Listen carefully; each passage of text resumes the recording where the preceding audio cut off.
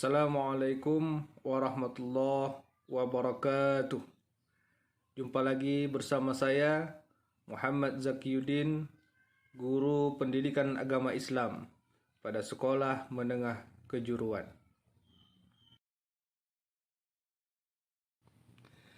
Pada video kali ini, saya akan menjelaskan tentang materi ketentuan pernikahan dalam Islam yang mencakup pengertian pernikahan, dalil tentang pernikahan, tujuan pernikahan, hukum-hukum dalam pernikahan, serta rukun dan syarat pernikahan.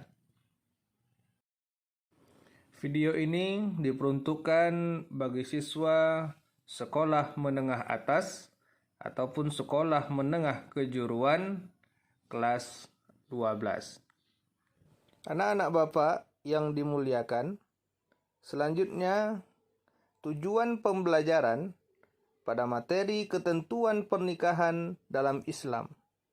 Yang pertama, siswa mampu menganalisis pengertian pernikahan dalam Islam dengan tepat. Yang kedua, siswa mampu mengidentifikasi satu dalil nakli terkait pernikahan dengan benar. Yang ketiga, siswa mampu mengidentifikasi macam-macam hukum dalam pernikahan dengan tepat. Yang keempat, siswa mampu mengidentifikasi tujuan pernikahan dengan benar. Dan 5, siswa mampu mengidentifikasi rukun dan syarat pernikahan dengan benar. Anak-anak Bapak yang Bapak banggakan, selanjutnya mari kita lihat makna dari pernikahan. Kata nikah berasal dari bahasa Arab yang bermakna al-jam'u, yang berarti bertemu atau berkumpul.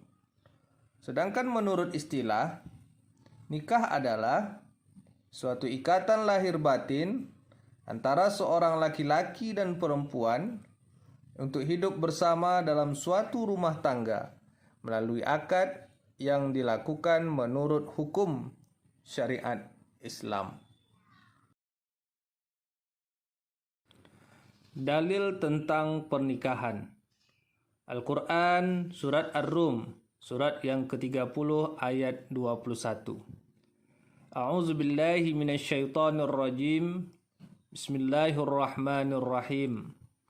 Wa min ayatihi an khalaqa lakum min anfusikum azwaja litaskunu ilaiha wa ja'ala bainakum mawaddatan wa rahmah. Inna fi zalika la ayatin liqaumin yatafakkarun. Dan di antara tanda-tanda kebesarannya ialah Dia menciptakan pasangan-pasangan untukmu dari jenismu sendiri, agar kamu cenderung dan merasa tentram kepadanya. Dan Dia menjadikan di antaramu rasa kasih dan sayang. Sungguh, pada yang demikian itu benar-benar terdapat kebesaran Allah bagi kaum yang berfikir.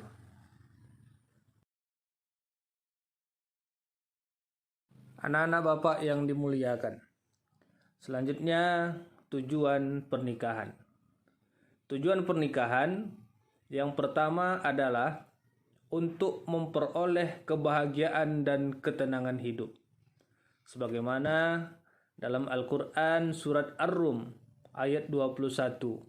Wa min ayatihi an khalaqalakum min anfusikum azwaja litaskunu ilaiha. Dan di antara tanda-tanda kebesarannya ialah Dia menciptakan pasangan-pasangan untukmu dari jenismu sendiri, agar kamu cenderung dan merasa tentram kepadanya.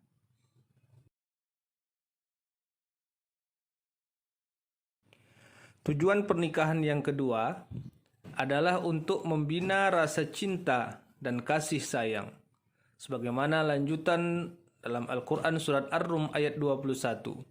wa ja'ala bainakum mawaddatan wa rahmah, dan Dia menjadikan di antaramu rasa kasih dan sayang. Tujuan pernikahan yang ketiga adalah untuk memenuhi kebutuhan batin atau seksual yang diridhoi oleh Allah Subhanahu wa taala. Tujuan pernikahan yang keempat adalah semata-mata untuk melaksanakan perintah Allah Subhanahu wa taala. Sebagaimana dalam Al-Quran surat An-Nisa ayat 3. Fankihu ma taba lakum minan nisa. Maka nikahilah perempuan-perempuan yang kamu senangi. Yang kelima, mengikuti sunnah Rasulullah sallallahu alaihi wasallam.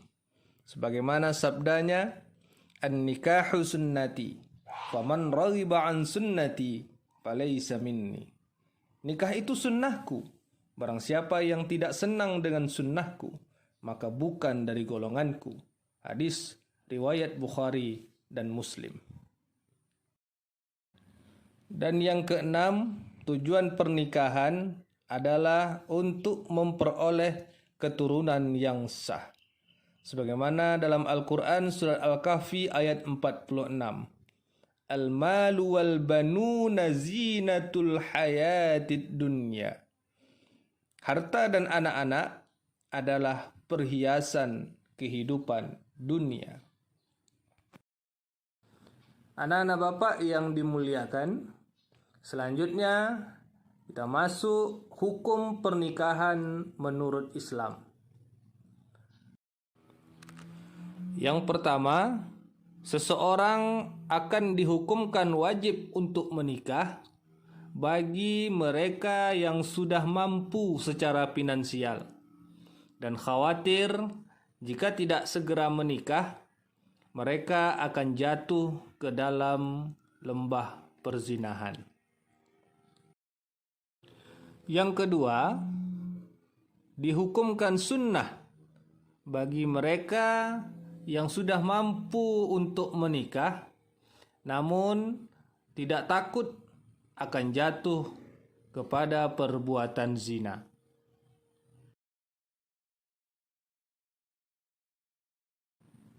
Yang ketiga, dihukumkan haram bagi seseorang yang ingin menikah namun tidak mampu memberi nafkah baik lahir maupun batin, serta cenderung untuk menyakiti pasangan hidupnya. Yang keempat, dihukumkan makruh apabila mereka yang ingin menikah tidak memiliki penghasilan sama sekali dan tidak sempurna kemampuannya untuk memberi nafkah batin. Hukum pernikahan yang kelima adalah mubah, yakni berada di tengah-tengah antara untuk mendorong keharusan menikah dengan hal-hal yang mencegah untuk menikah.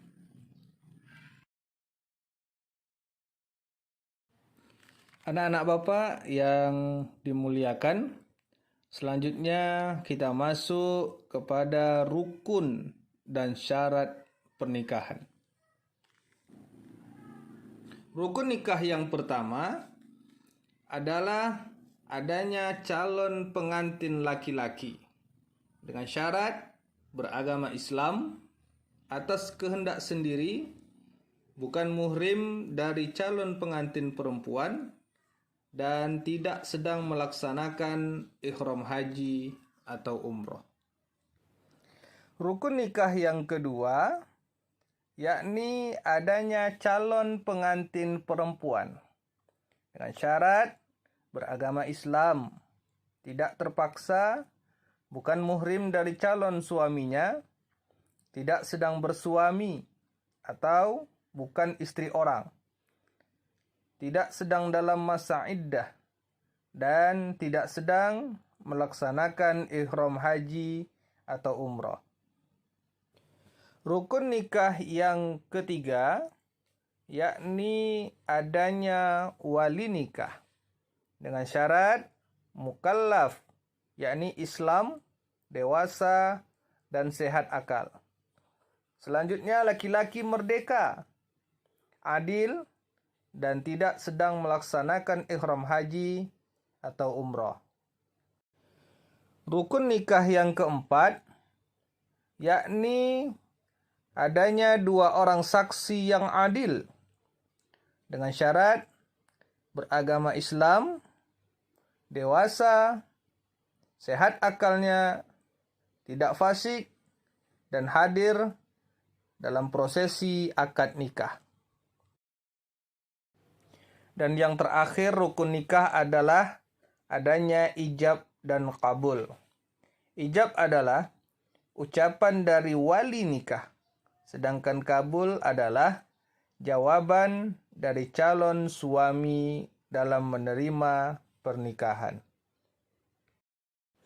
Demikianlah pembelajaran kita pada kali ini mengenai ketentuan pernikahan dalam Islam, dimulai dari pengertian pernikahan, dalil tentang pernikahan, tujuan pernikahan, hukum-hukum dalam pernikahan, serta rukun dan syarat pernikahan. Demikianlah video pembelajaran pada kali ini. Sampai jumpa pada materi yang akan datang. Assalamualaikum warahmatullahi wabarakatuh.